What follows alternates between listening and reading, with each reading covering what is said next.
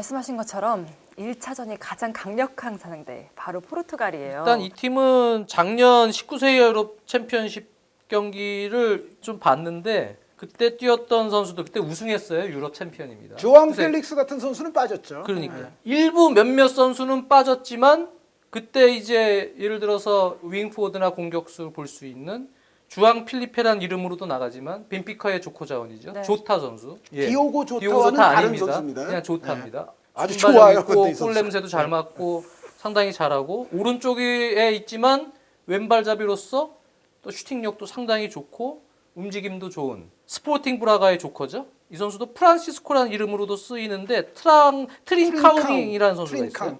프란시스코 네, 트린카웅 트린카웅이라는 선수. 이 두 선수가 공격에서도 상당히 능력이 좋고 그다음에 공격에서 이번에 프랑스 리그 릴에서 8골을 기록했던 올 시즌에 하파엘 레옹 선수. 이 선수가 키도 큰데 상당히 유연하고 오른발 결정도 좋습니다. 그래서 이 선수가 지금 들어갔어요. 공격수로. 아마 이 선수가 최전방 원톱으로 쓰려고 지금 뽑은 것 같아요. 올 시즌 프랑스 리그에서 최대의 선풍을 일으킨 팀이 릴입니다. 그러니까요. 니콜라 페페 선수, 뭐 이코네 선수, 조나탄 밤바 선수 이런 스타들과 더불어서 이 하파엘 레앙 선수가 이른바 릴의 공격 4인방 중에 한 명이에요. 맞습니다. 그래서 하파엘 레앙 선수의 경우에는 사실상 유럽의 아주 상위 리그라고 볼 수 있는 프랑스 리그에서 이미 엄청나게 검증이 된 선수예요. 그러니까 경기 수도 많고. 어떻게 보면 다른 20살, 19살짜리들과는 조금 레벨이 그렇죠. 또 다르다고 봐야 되는데 여기에 이제 우리 또 EPL 팬들이 잘 아시는 달로 선수 디오고 달로 선수에다 루벤 비나그레 선수가 있잖아요. 네, 비나그리 선수. EPL 경험까지 있는 선수들이 또 있어요. 그래서 EPL이라든가 프랑스 리그에서 이미 상당 출전 경력을 지닌 선수들이 있고 아까 말씀해 주신 조타라든가 트린캉이라든가 이런 선수들의 기량도 상당히 무서워서 이 팀은 제가 봤을 때는요. 이번 대회에 참가한 모든 팀들을 통틀어서 만약에 지금 이 상태에서 이 20세 이하 자원들의 몸값을 계산해봐라. 그러면 저는 프랑스와 더불어 포르투갈이 가장 비싼 팀. 그리고 무엇보다 경기를 보면 중앙에 수비형 미드필더의 이 플로렌티노라는 선수가 있어요. 벤피카에 올 시즌 선발로도 많이 뛰었는데요. 이 선수가. 이 선수를 중심으로 해서 그 포백 라인. 지난 챔피언십 때는 이제 달로 선수는 빠지고 비나그리 선수가 왼쪽 윙백 보고 로만 코레이라 센터백 이런 선수들이 봤어요. 이 선수들이 그대로 다 나옵니다.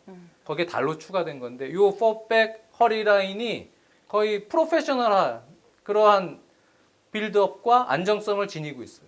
거기에 공격 전개 능력. 그러면서 침착하게 나가면서도 윙포드들의 개인 능력과 결정력 이런 것들로 이선 중거리 슈팅도 많이 때립니다. 그래서 상당히 수준이 높은 팀이에요. 다른 20세 팀과는 좀 느낌이 다르다. 네. 이 팀은 이미 유럽 유수 리그의 거의 주전급에 거의 도달하고 있는 선수들의 집단처럼 보이거든요. 그래서 아까 플로렌티노 선수 말고 이제 중앙 쪽 미드필더 한 명 더 말씀드리자면 제드송 페르난데스라는 선수가 있어요. 이 선수가 제드송 선수도 있어요. 이 제드송 선수는 맨유 팬들에게는 좀 좋지 않은 인상이지만 그 포르투갈 요 연령대의 포그바 뭐 그런 느낌을 주는 선수예요. 그러니까 기량도 좋으면서 공수 양면에서 이제 왕성하게 또 활동을 하고 기량 자체가 상당히 좋더라고요. 중원에서 또 상대를 좀 파괴할 수 있는 그런 능력을 또 제드송 선수가 보이기 때문에 제드송 아까 말씀하신 플로렌티노 선수 그리고 트린캉 선수 조타 선수 여기에 하파엘 레앙 선수 그리고 말씀드렸던 달롯 비나그리 이런 또 EPL 리거들 뭐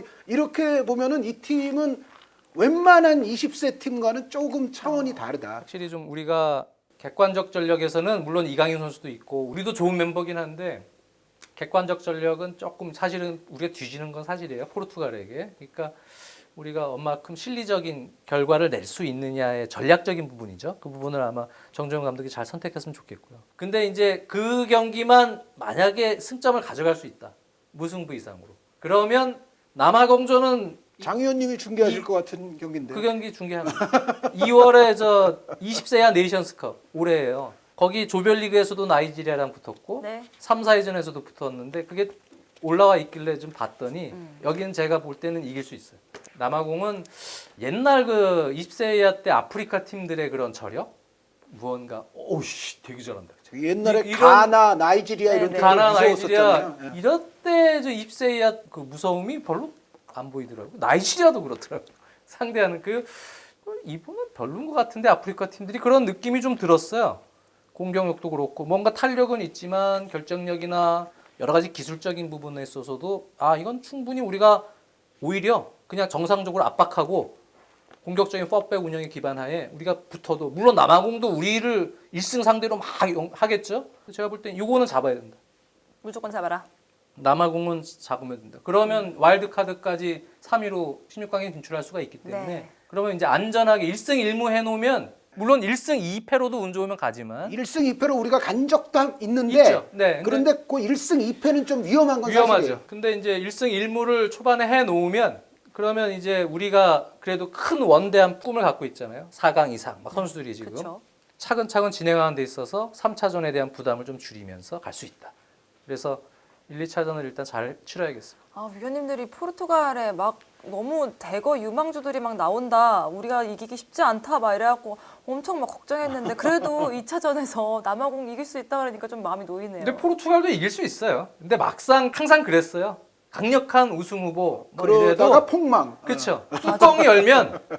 뚜껑이 열면 모르는 거예요. 모르는 추워, 거예요. 둥글거리고. 그만큼 예전에 2세 이하는 변수들이 있어요. 말씀하신 것처럼 우리가 아르헨티나도 그렇게 이길 때도 있고 그렇죠. 네, 네. 이탈리아도 그렇게 이길 때도 있고 지난번 이승우 선수 뛸 때도 우리가 아르헨티나 그렇죠. 잡았잖아요. 아르헨티나 그래서 잡았죠. 또 어린 선수들 간의 이 맞대결은 사실 그날 당일에 무슨 일이 맞아요. 일어날지 몰라요. 맞아요. 그날 또 막 그 기싸움에서 우리가 또 흐름을 타면 그러면 또 걷잡을 수 없이 무서워지는 게 그 20세 이하 선수들이에요. 네. 이변은 항상 일어나는 거라고 생각해요. 근데 그렇게까지 뭐 이변이다라고까지의 전력 차이는 아니라고 보여져요. 그만큼 우리 팀도 상당히 좋은 팀이라고 난 좀 보여지고 포르투갈이 지금 상당히 좋은 것만은 사실이기 때문에 잘 우리가 겸손하고 신중하게 경기에서 임해야 된다. 네, 알겠습니다. 세 번째 상대는 또 아르헨티나인데 이 경기에서 또 주목해봐야 될 선수는 어떤 선수가 있을까요? 역시 20세 이하 남미 선수권 대회를 한 2경기 정도 이렇게 봤는데 경기 전 포메이션하고 좀 다르게 이 팀은 원톱도 쓰더라고요 많이. 네. 그래서 산로렌즈 소속의 장신 공격수 아돌프 가이치라는 선수 있습니다. 근데 이 선수도 리그에서도 꽤 경기를 많이 뛰는 선수인데요. 자국 리그에서. 이 선수 놓고 눈여겨봤던 선수가 오른쪽 윙어 겸 윙포워드 훌리안 알바레스 선수 있어요. 리버플레이트에서 뛰고 있는 선수인데 넘버 7입니다. 네, 네. 이 선수가 상당히 발도 빠르고 기술도 있고 윙포워드입니다. 오른쪽과 막 중앙 오른락 내리라. 이 선수가 매우 좋은 선수라고 저는 보여지고요. 마로니 선수라고 있어요. 곤잘로 마로니. 이 선수는 보카 주니어 소속인데 올 시즌에 탈레레스라는 다른 팀 임대돼서 경기를 많이 뛰었어요. 공격형입니다. 이 선수도 괜찮은 선수더군요. 그리고 왼쪽 윙포드인 아니발 모레노 선수. 이 선수도 역시 자국 리그 선수인데 이 선수도 상당히 좋은 선수고요. 근데 이번에 메이저리그 사커에서 에제킬 바르코라는 선수를 가세시켰어요. 아틀란타 유나이티드에서. 이 선수 괜찮아요. 이 선수. 공격형 이 선수 무서워요. 미드필더인데 네. 일단 커리어는 상당히 지금 좋아요. 시즌에. 골도 좀 넣고. 그래서 여기도 지금 어떻게 보면 남미 선수권 대회에서 에콰도르에 이어서 파이널 스테이지 2등을 했거든요. 근데 요 멤버는 그대로 있고 여기에 지금 에제키엘 바르코 같은 선수를 가세시켰다는 얘기는 항상 아르헨티나가 지난 대회는 좀 아니었지만 20세 이하의 신경을 좀 많이 쓰는 나라 중에 하나예요. 최다 우승국이죠. 그렇죠. 최다 맞아요. 우승국이고 6번. 상당히 기량이 좋은 선수들이 자국 리그에서 경기를 조금 뛰는 선수들도 있고 조코로 몇 경기 안 넣었지만 대부분은 그래도 출장들을 조금씩 하는 선수들이 많습니다. 그만큼 기량들을 인정받은 선수들이기 때문에 우리가 항상 뭐 역대 아르헨티나 출신들이 20세 이하에서 많은 스타들이 나오잖아요. 요즘은 좀 안 나오죠. 요즘은 안 나오는데 그게 이제 메시, 아구에로 요 거기서 이제 세대까지 거의 엄청나게 나왔죠. 사비올라서부터 뭐 시작해서. 예. 근데 이번에 뜸했다가 또 한 번 툭 안 나오리라는 보장은 없어요. 그렇죠. 그래서 이번에도 역시 아르헨티나도 힘든 상대다. 근데 일단은 조별리그 3차전까지 너무 생각하지 말고 일단 1차전, 2차전 잘 1차전부터 치러놓자. 잘하자. 네. 포르투갈을 상대로 승점을 따고 남아공은 반드시 꺾는 걸로. 그렇죠. 아르헨티나도 이제 상황이 어떻게 될지 모르지만은 우리로서는 우리가 뭐 객관적으로 아르헨티나를 이길 수 있다 이렇게까지 말할 수 있는 상대가 결코 아니거든요. 그러니까 포르투갈에게는 제가 봤을 때는 냉정하게 보면 우리가 객관적 열세로 좀 나올 거예요. 아마 대회가 들어가면은 세계 많은 언론들이 또 프리뷰를 하겠습니다만 아르헨티나에게도 우리가 근소하게는 열세 정도로 나올 가능성이 있어요. 그런데 어찌됐건 포르투갈, 아르헨티나 상대로 최선의 우리가 승점을 따고 남아공은 무조건 우리가 잡는 걸로 이제 그런 식으로 가야 되는데 이 아르헨티나 선수 좀 전에 이제 장신 공격수 이제 가이치 선수 말씀해 주셨고 가이치 선수가 장신입니다만 나름 발도 잘 쓰고 발 헤딩 뭐 맞아. 연계 플레이 다 두루두루 괜찮은 상당히 괜찮은 자원입니다. 그리고 에제키엘 바르코 선수 근데 요 에제키엘 바르코 선수가 그 마치 그 스타일이 그 왜 전형적인 그 아르헨티나 공격수 그 테베즈 아구에로 약간 이런 과의 플레이를 해요. 그러니까 상당히 다부진 돌파 능력이라든가 슈팅 같은 게 굉장히 좋은 선수인데 말씀하신 대로 현재 미국에서 뛰고 있습니다. 그리고 한 명만 더 말씀드리자면 윙포드 자원인데요. 페드로 델라베가라는 선수가 있어요. 라누스 소속의 페드로 델라베가라는 좀 어린 선수인데 이 선수는 사실 18밖에 안 됐습니다. 그런데 요 연령대에서는 상당한 신성으로 또 꼽히는 선수다. 그래서 장 의원님 말씀하신 선수에다가 델라베가 선수까지 추가해서 우리가 이제 조심할 필요가 있는 선수들입니다. 알겠습니다. 엄청난 죽음의 조에 속해 있는 대한민국이지만 그 안에서 불사신으로 하늘 높이 날아갈 수 있기를 한번 기대를 해보도록 하겠습니다.